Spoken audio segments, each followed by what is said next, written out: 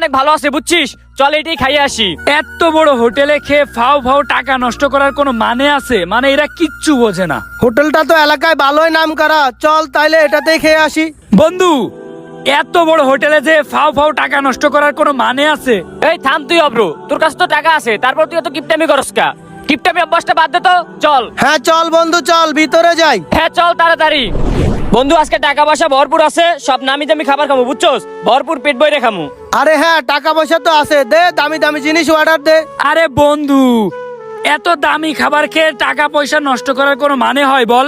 ফাও ফাও টাকা নষ্ট করার কি দরকার? এই অব্র তুই চুপ থাকতো, তুই মাথা মাথা গরম করিস না। তোর কাছে টাকা আছে তারপর তুই কিপটামি করতেছস, এইসব কিপটামি স্বভাব বাদ দে। কিপটামি স্বভাব থাকলে আমাদের সাথে হাঁটিস না। আচ্ছা ঠিক আছে, তাইলে অর্ডার দিচ্ছি। এ মামা এদিকে আসে।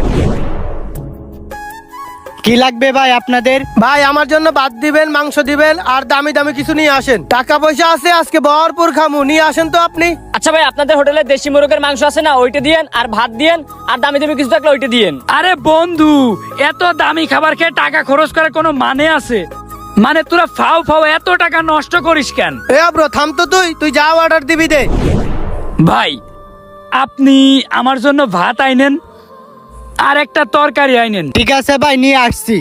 যাই তাড়াতাড়ি গিয়ে ওনাদের খাবারগুলো নিয়ে আসি। এই নেন ভাই আপনাদের খাবার। আচ্ছা বন্ধু, খাওয়া দাওয়া তো শেষ হলো। এ ব্রো চল তো, বাইরে চল তো, তোর সাথে একটু কথা আছে আমার। হ্যাঁ চল তো, তোর সাথে আমারও কিছু কথা আছে। আচ্ছা চল বন্ধু, দেখি তোরা কি বলিস। হ্যাঁ চল চল তাড়াতাড়ি চল। আচ্ছা ব্রো, আল্লাহর রহমতে তোর তো টাকা পয়সা কম নাই, তারপরও তুই এরকম কিপটামি করস কেন? এই আমারও তো সেই একই কথা জানার ইচ্ছা। তোর বাপ মা তো তোকে অনেক টাকা দেয়, আল্লাহর রহমতে আমাদের চেয়ে তো তোর টাকা পয়সা বেশি, তারপরও তুই এত কিপটামি করস কে?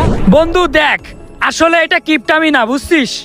আমি তো চাইলেই টাকা পয়সা খরচ করতে পারি, কিন্তু ফাও ফাও টাকা পয়সা নষ্ট করে কোনো লাভ আছে কি তাই বল?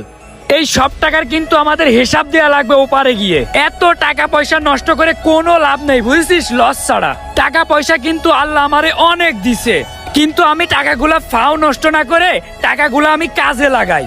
আমি কাউকে দান করি, আর না হয় আল্লাহর রাস্তায় দান করে দিই। হ্যাঁ, আমাদের অনেক টাকা আছে, কিন্তু আমাদের কারোরই কখনোই উচিত না টাকাগুলা ফাও ভাবে নষ্ট করা, বুঝছিস? এই টাকাগুলো আমাদের কাজে লাগানো উচিত, কারণ আমাদের A to Z সব টাকা পয়সা ধন দৌলত সবকিছুরই কিন্তু হিসাব দেওয়া লাগে, বুঝছিস? তাই বন্ধু তোদেরও বলছি, এই যে টাকাগুলো আল্লাহ তোদের দিয়েছে, এই টাকাগুলা তোরা ফাও কাজে নষ্ট না করে এই টাকাগুলো অন্তত কাজে লাগা, তাইলে ওপারে গিয়ে শান্তি পাবি। আচ্ছা ঠিক আছে বন্ধু, আমরা আর অকারণে টাকাগুলো নষ্ট করব না।